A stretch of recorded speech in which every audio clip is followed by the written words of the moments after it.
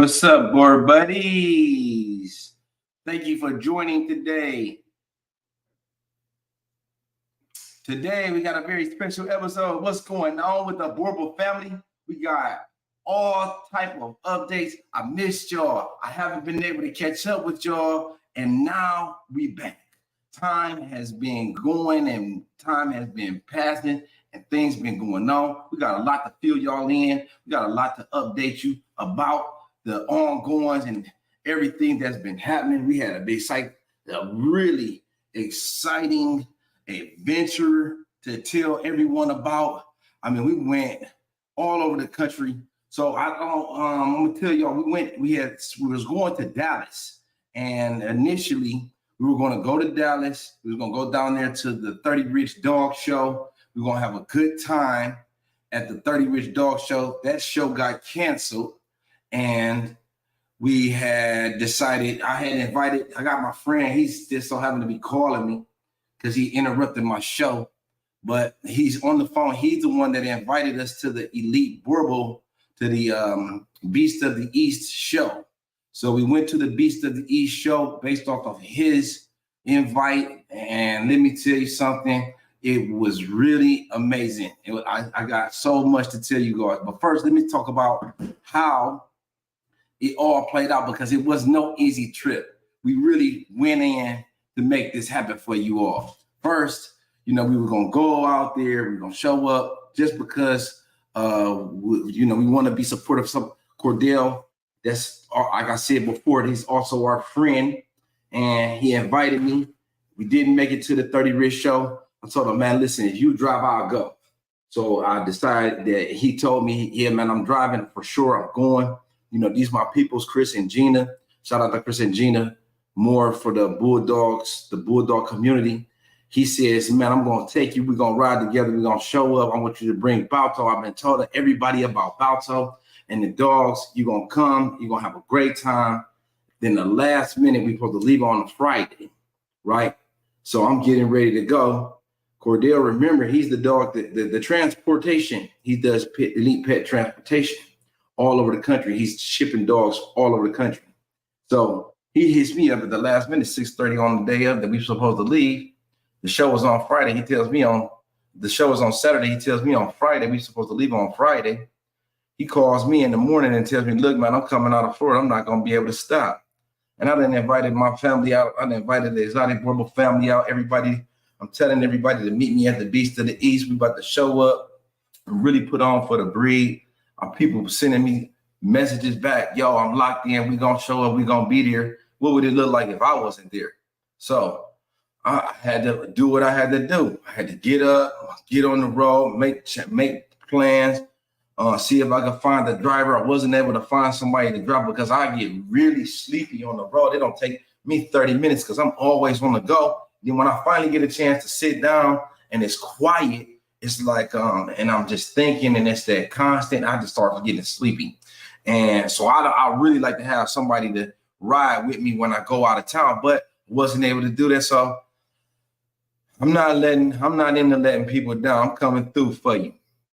Coming through for my peoples. We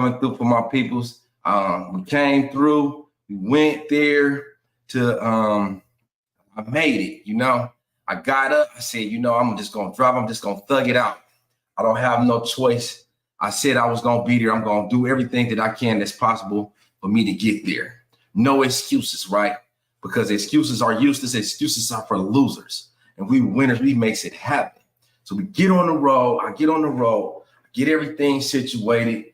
I get best as I can. You're never going to be prepared to go. You're never going to be prepared completely, 100% to have it perfect. But I thought about this a long time. And so I got my stuff together. I hit the road, and not even 1 hour. I don't even get 1 hour away. And I got to stop, take a nap, right? Drove for an hour, took a nap for an hour, got back up, got on the road, drove another hour, got sleepy again.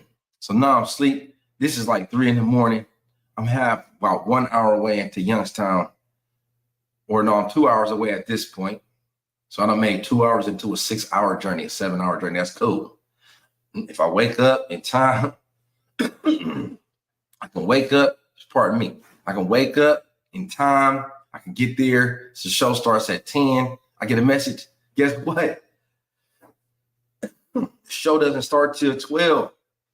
So you can be there at 12. You got more time to sleep. And I like to do anything that I want to do, y'all. I want to be very well rested because I turn into a real life of Boerboel when I don't have my rest.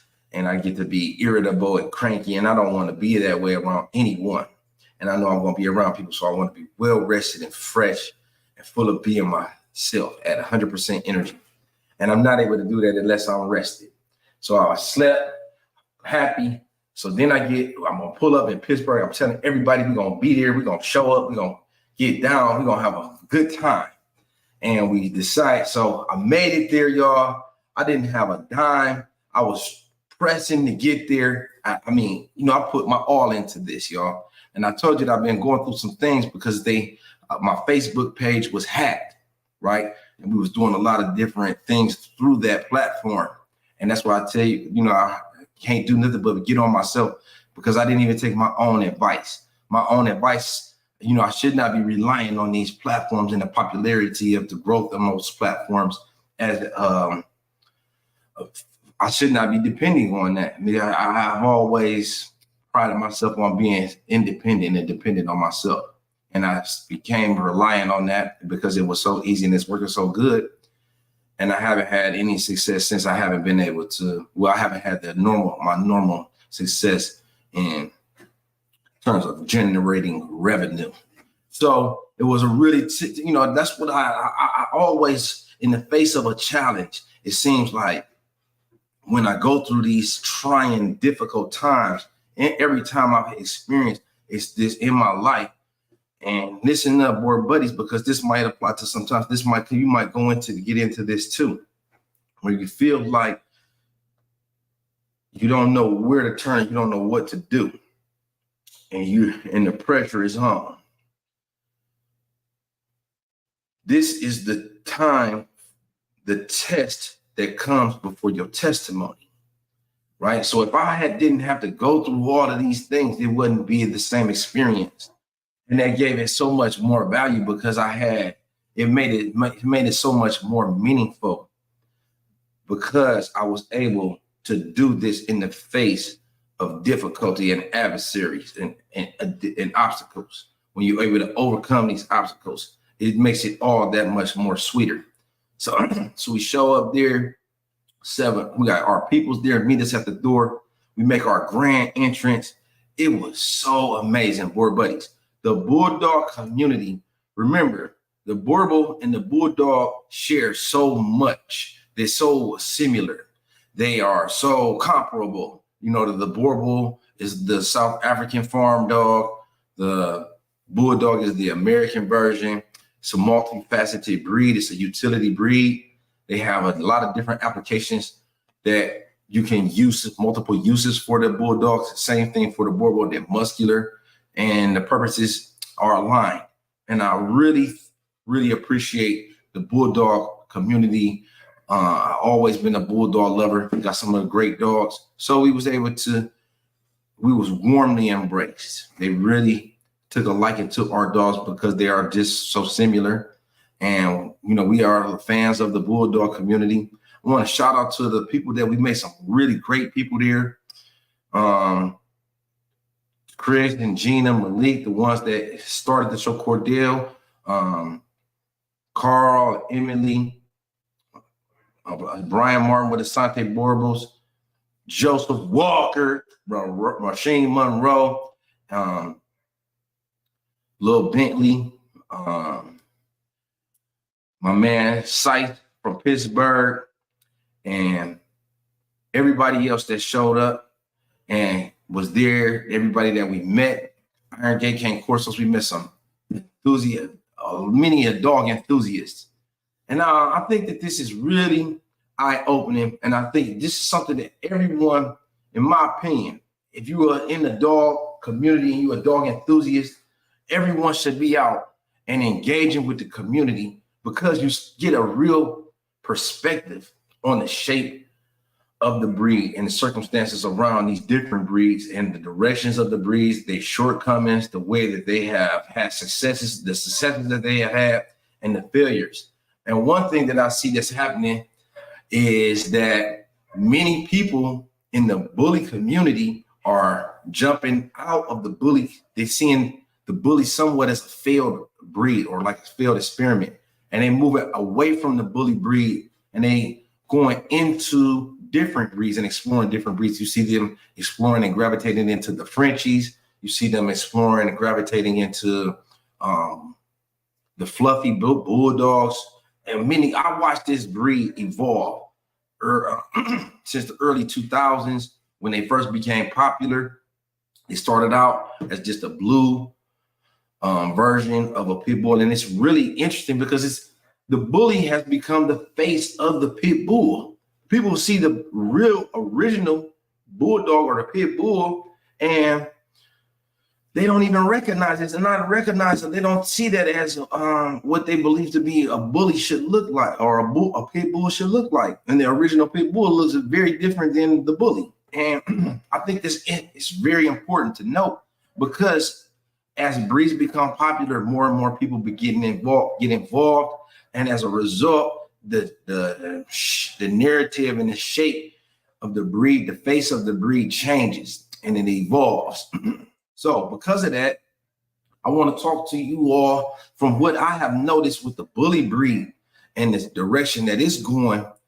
A lot of people are focused that I noticed with the bully breeders, and big ups to all of the bully breeders because they are very knowledgeable, right? They have really taken breeding dogs to its highest level and its highest peaks in some instances.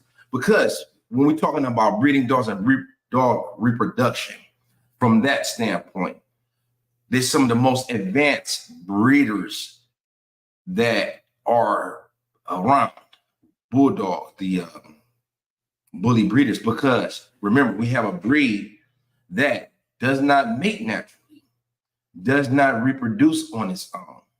They don't, they have to have C-sections. You got low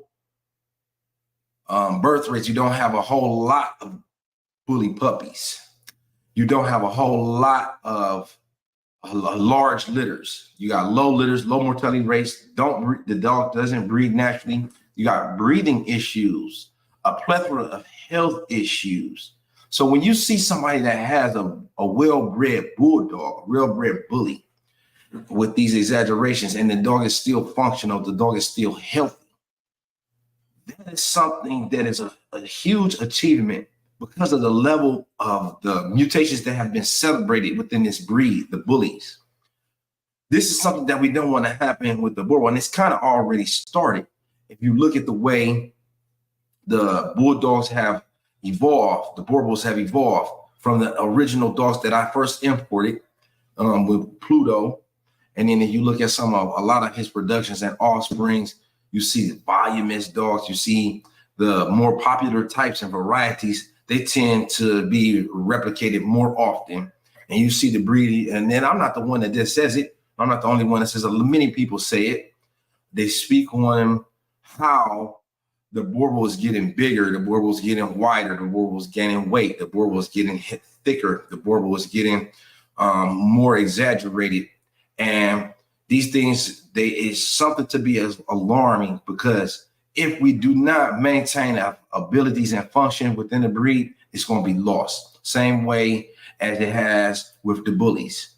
So shout out to those bully breeders because you got to have a very high level of knowledge and understanding in order to be able to breed a bully successfully and have a successful breeding program. And that's why you see a lot of people get into the bully breed and then get out. Same thing, same scenario is reoccurring within the Boerboel. You're seeing a lot of people, newbies, jumping into the breed and not understanding the amount of detail. You have to pay the attention to so many different details and aspects of the dog because you want to keep the dog happy, healthy, stress-free. Happy dogs produce puppies. Happy dogs produce semen, right? And when you don't have it, the dog is stressed, they're not going to be at their best. You want that dog to be very well cared for. All of his needs, essential needs, need to be met, and really beyond just the basics. Because this dog is a very advanced, luxury dog, you want to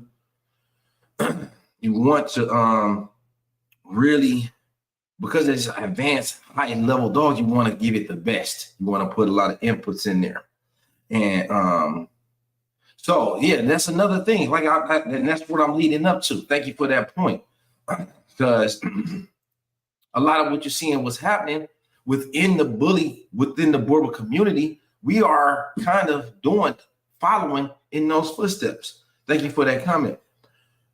within the Boerboel community, and then even me, I practice it. I'm not beyond this. I'm doing a lot more. I'm doing C-sections more often. This is something that I wasn't doing from the very beginning.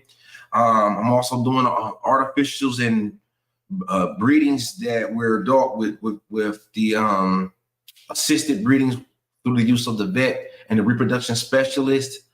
And so this is my question this is really goes out to everybody in the Boerboel community, and we should really, is this the direction of that we want our breed to go in? Is this something that we want for the Boerboel?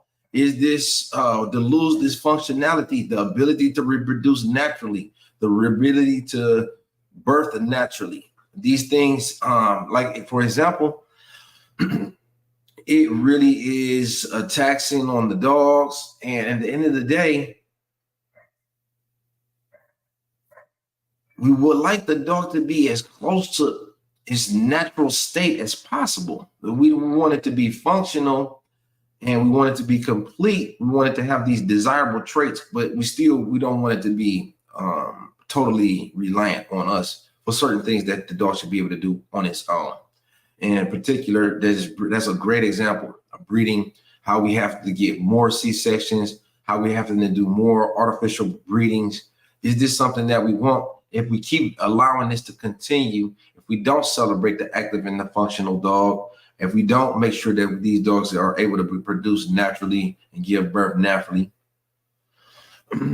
Well, one of the reasons, because I would like to make sure, so that, that's another good question. Why am I doing more C-sections and AIs, right? Well, that's a very good point, and I would like to explain that further, because that's something to be explained. And in my opinion, I think that it has to do with including of the more modern genetics, the larger dogs, the heavier bone dogs, the thicker bone dogs, the larger females. They tend to have complications. They run out of gas, and it's a matter of saving the dog's life, right? We want to put the priority on the emphasis on the dog, right? So we don't leave it to chance for her to be able to push the puppies out. So if she don't push all the puppies out in a timely fashion, and I believe that she still has puppies in there, I'll rush the dog to the vet. If we take the x-ray and determine that there are still puppies in there, they're not on weight, not on waste time, I'll let them go ahead and do the C-section. Previously, what I may have done with weight, and life teaches you lessons, you learn from experience. And in my experience, that have cost me a couple of dogs, a couple of adult females. So you wait it out, and you tend to think that the dog eventually will push it out. That's what they used to do.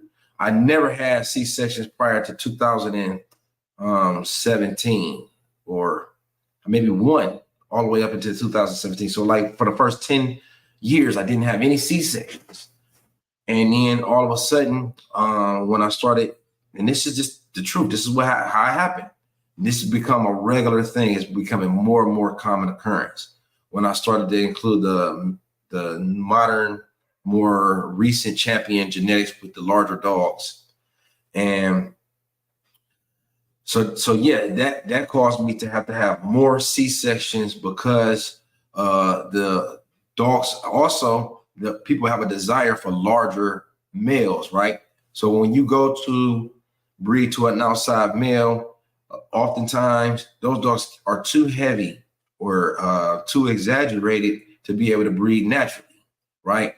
And So I don't fault the stud owner in that case. It can happen to me. It can happen to anyone. Me personally, I like to have dogs that's fit, highly athletic. And then sometimes it really has nothing, it doesn't always have to have something to do with the male. It could be a matter of time when we're going out of town, when we're breeding to outside dogs, just unrelated. Because a matter of timing, you know, we would go to the vet and allow the vet to collect the dogs.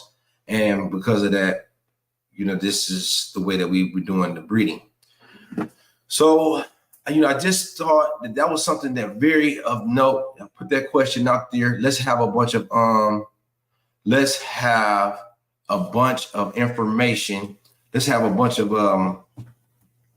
I just wanted to share that. I don't know what I was saying. I can't do two things at one time, y'all. I can't read and talk at one time. So that's why I tend to focus on one thing at a time. I got a one-track mind. I really think that that's important conversation that needs to be had, though. Also, yeah, this is another good point, man. Another good point. We don't want it overly exaggerated, which is starting to become something that's desired. You're seeing some freakish. Yeah, this produces some freakish. You're seeing some freakish looking females that's got these big hunking shoulders, necks, and it looks very impressive. Don't get me wrong. And I'm not hating, right? I'm not knocking the overly large, because I have one myself. I have a couple myself that's overly large. For example, that female Zora that you saw, that mock Balto in height, size. She looked nearly as big as Balto. Did I explain to y'all how difficult that her pregnancy was? She had 3 puppies naturally. We went to the vet. She failed to produce any more puppies. Then we went to the vet.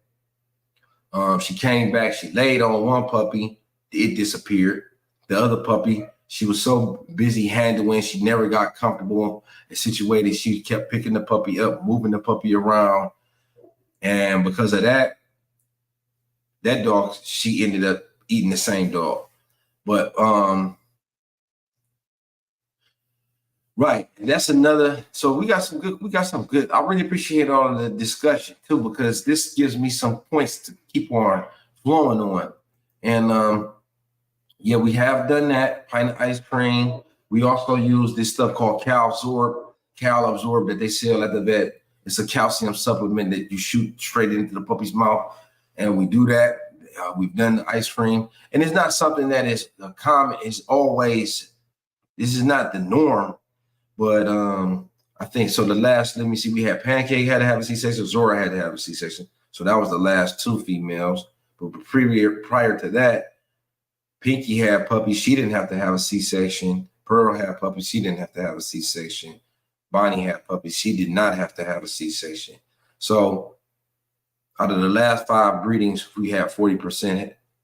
As the last 5 litters, 40% had to have C-sections. 60% did not. So I won't attribute it all to the calcium. I mean, you know, it's just, I don't know. I do think, here's another good question. What do you think about the breed standard weight? Continually growing instead of sticking to it. So breed standard, this is always a great point to discuss because it really details the direction of your breeding program.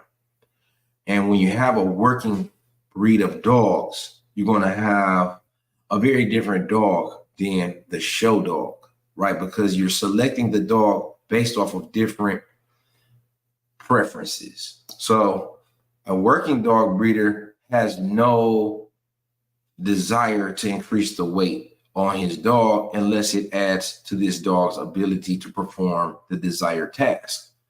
A show dog breeder that's breeding towards the standard was going to put the breed standard first, where they believe that, and this is, I can't speak for everyone, but this is just in general speaking, that function follows form. So in order for the dog to be able to perform the task that it was designed to do, it should look a certain way. Whereas a working dog breeder, and this is the fundamental difference between a working dog and a show dog, the working dog breeder is going to put an emphasis on function, and function, form follows function. So the properly performing dog, the way that the dog should look is based off of the way that it performs, right? So with that being said,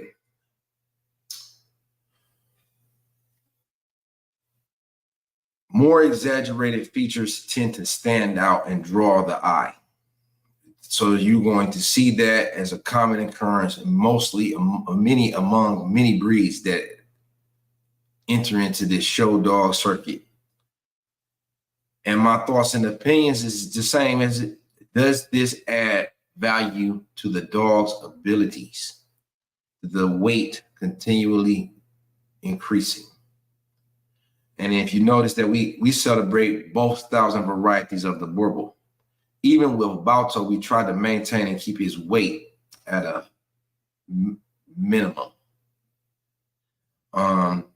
So with that being said, thanks, man. Yes, Pearl is. That's my girl, Pearl. Well, yeah, with that being said, I feel that we have to put function, the dog's abilities, health.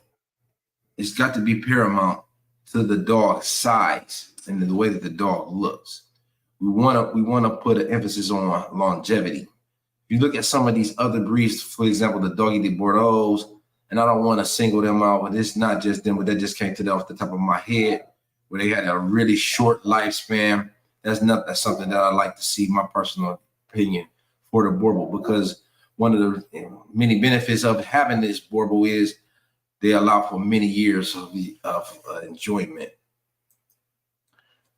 Pearl is a fine. That's my girl, Pearl. She's super sweet. Let me see, brother is proven. The more masculine girls are less fertile, not very motherly. Thank you for that comment, Mr. Price. Yes. I think that is something that needs to be highlighted in, we want to maintain the proper order, the way of life. And it's a reason that it's called masculinity and femininity. And it's the natural way. The more and more that we get into these exaggerations, these extremely freakishly desired, these dogs with this wow factor, the more we're going to lose the balance and the completeness that makes the Boerboel the best dog that there is that you can have. They have the perfect blend of athleticism, power, speed and endurance, intelligence and temperament. You start to shoot for these exaggerations, you're going to sacrifice on some ends. So I always want to highlight that. And this is my question to the Boerboel breeder in the community, the enthusiast as well as the owner, the enthusiast as well as the pet owner. Do we want to have dogs that do not breed naturally, that do not reproduce naturally, with extreme exaggerations, that look very impressive, but they're not able to do anything? They're not able to accomplish any tasks. They pretty much is couch potatoes and ornaments, decorative items. Or do we want to have a balance of both, of beauty as well as health? Everything that the Boerboel should be. That's my question to you all. I hope that everybody is staying busy. I hope that everybody is not taking too much time to relax, because guess what? We only got one life to live, and I hope that you stay busy and make the most of your opportunities. Every day that we wake up, it's another chance for us to do something to improve the community, not just the Boerboel community, or this is something that we can do. I don't know. I can't think of the words right now.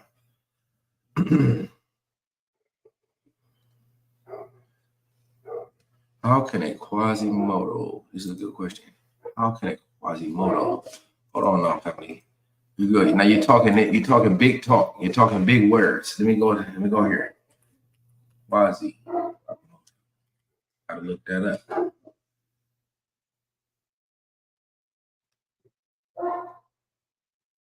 Right. Exactly. Yeah, so I guess he's exactly, that's what I'm saying. These exaggerations, these are the same things. These are the same things that have ruined other breeds that's prior to ours. We gotta take notes. We gotta understand this. We need to understand this.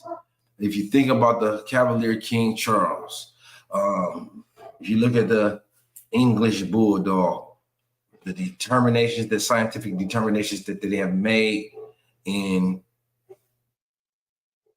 Norway, where they have banned the breeding of these dogs and made it illegal. It's a crime for you to breed those dogs. This is what we want for the breed. Hey, everyone. I appreciate everybody that came on, and spent time with us. I hope that you came and left with more than you came with in terms of understanding and information and knowledge. We want to be here for y'all. We got some exciting things going on. I'm sorry that I'm short and rushing, moving fast, y'all, because I want to be here for you, though, but I got to spread myself a little too thin. I got other obligations and priorities that I got to take care of. I got dogs literally having puppies right now at this moment, but I don't make no excuses. Excuses is useless and for losers. We make it happen. I'm here for you. Came through like I said I would do. Might have been a little slow, but I'm for sure. I'll be back in 2 weeks. In the meantime, in between time, y'all stay busy and get busy. If you ain't been busy, the quickest way to get on your feet is to get up off your butt.